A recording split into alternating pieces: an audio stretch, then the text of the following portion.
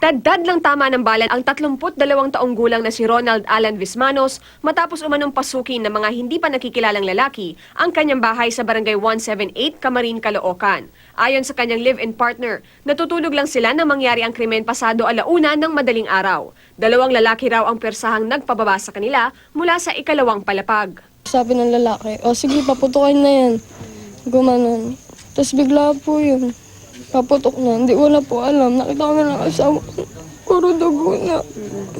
Ayon sa mga pulis, 7 beses tinamaan sa katawan si Vismanos. Wala naman daw nagawa ang kanyang mga kaanak kahit pa narinig nilang humihingi ito ng tulong. 6 na motor po yung pumasok tapos sa isang motor, yung driver po, tapos yung isang nakangkas. Bali po 12.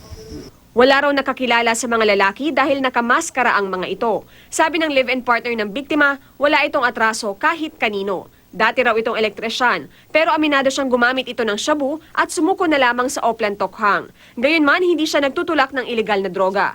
Tumangging magbigay ng panayam ang mga pulis. Sinabi na lamang nila na 3 basyo ng 9mm ang nakuha sa crime scene. Mayroon ding 7 basyo ng kalibre 45 at 3 basyo ng hindi pa matukoy na baril. Wala naman daw nakitang ilegal na droga. Victoria Tulad, GMA News.